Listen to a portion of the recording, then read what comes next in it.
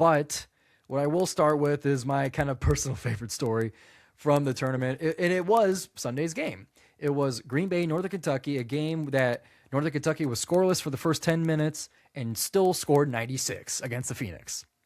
And the game itself was fantastic, I think. You had L.J. Wells with 26. You had Donovan O'Day with 18. Cale Robinson on fire from deep with 22 points. Dan Goretzka, 19 points. Ethan Elliott with 9 assists. He had a great Northern Kentucky performance, and I loved covering Northern Kentucky throughout, basically the past 3 games. We'll get to them in a second. I want to take a look at the Green Bay side of things. So after their exit in the second round of the Horizon League tournament, after what has been a phenomenal turnaround for the Phoenix as a program, they were last in the league. I mean, Oakland played them. They hosted them. Oakland is the 6th seed and hosted Green Bay as the 11th seed in the old Horizon League tournament format. They were the worst in the league. But they came and rose. I'm not even going to do the Phoenix joke. But they arose to the 5th seed. And they were flirting with the 2nd seed for much of the season, too. Green Bay is a great team. And you can tell the bond that the players have with each other are very, very tight. And it's a team that Coach Gottlieb has described as family. And that is, it seems intentional in the way he builds his program and his culture for it to be family-like. He's mentioned that. So in kind of defense of the family, I'll frame it that way, at the postgame press conference, Coach was asked about his returning players, which was a huge part of their turnaround, was that so many guys stayed dedicated and wanted to build the program up from last place to now where they have now. Hopefully, they obviously want it to be a little bit farther along. But talking about his returning players, he kind of, Doug Gottlieb does his very long answers, like I'm doing kind of my long form storytelling here. I can understand it. He does a radio show. That's his job. That's how he tells stories. That's how he describes. That's how he expresses himself. It's natural. It's not bad. It's actually very entertaining. I do enjoy listening to those press conferences. Because they're very dense. But in his answer about his returning players, he mentioned how they absorbed a lot of negativity, a lot of abuse online. And during that, he takes a look at the 3, maybe 4 media members that are sitting at this press conference.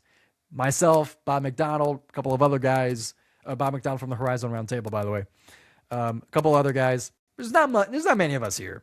And I'll just play you guys the clip, if you haven't seen it already, of Doug's answer about his returning players. They took plenty of abuse online, in person. Nobody cared about us. You guys thought we were last. You thought I don't have emotional maturity, even though your coach got suspended last year for accosting a ref. I don't remember your tweet for that. The point is, we heard all of it. We absorbed all of it. Ladies and gentlemen, I have taken my first jab as a media member.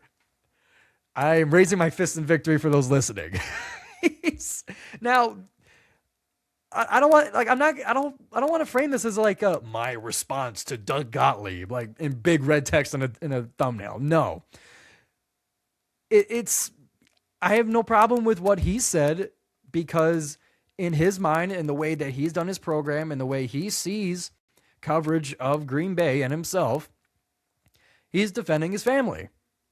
Now, I will say, pointing at Bob McDonald of the Horizon Roundtable for ranking them, I don't think they were exactly last, but near last in the league in the preseason polls, and taking a look at me and my tweet that I've mentioned on Instagram to remind everybody. I also have the clip on my Instagram as well. But it seemed like more of arrows and more of abuse that he was taking. I never jabbed at the players. I jabbed at him directly. I mean, and you know what? It's fair for him to respond to it. That's going to happen. Listen, it's a two-way street. If I say something that somebody I'm covering doesn't like, they have the right to respond to it.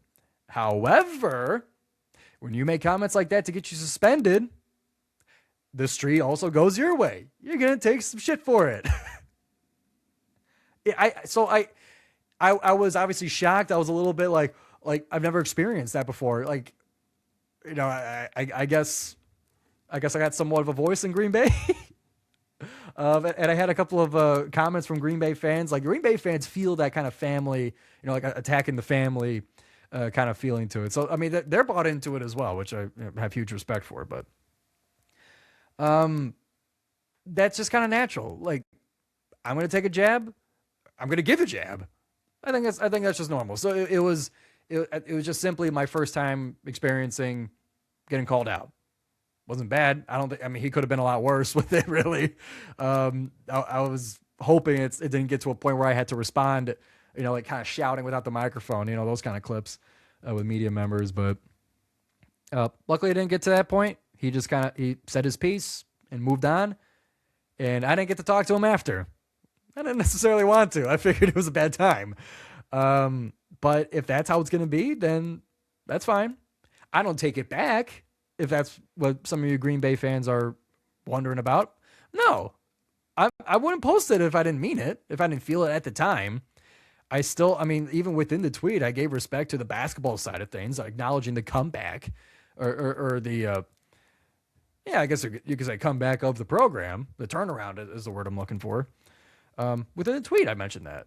So it's not as big a deal. I enjoyed the extra coverage of it. I enjoyed kind of feeling that, like, hey, I feel like a voice in the Horizon League now. I'm puffing my own chest here, but that's the way I felt. But all of that to say, fair is fair. So we'll continue our coverage here as is, and if we take a jab, that's okay. As long as we're being honest here on the show, I think that's all that matters. So I wanted to acknowledge that. That was honestly one of my favorite parts of the tournament, was that kind of feeling. Because afterwards, I literally at the championship game with Detroit Mercy there, one of the graduate assistants from the Titans came up to me and said, "Hey, are you the guy that Doug Gottlieb called out?" Like, yes, I do other things, I told him. But yeah, that was me. So it's that's fun. That's fun. Maybe Doug didn't want me to be this happy about it, but I'm not necessarily looking for another one either. I'm not looking for another call out either. We're just gonna keep going as is. So that's for the Green Bay story. And in past episodes, I've given them a ton of flowers for their turnaround, for their fandom, for the fans buying into the us against the world family kind of atmosphere that Doug Gottlieb has built with the program. Ton of respect for that. More good teams in the league is good. I'll get to that with Detroit in length. So prepare for that later on. And I'm when I talk about Detroit, I'm going to kind of take the Oakland side of it out of it a little bit. But I mean, I don't necessarily have I wasn't wishing for them to lose. So if you guys are waiting for that, then you ain't getting it. So that's Green Bay side of things. Obviously, they had a good team, but they lost in the second round. Let's move on to now talk about the team that defeated them in that second round.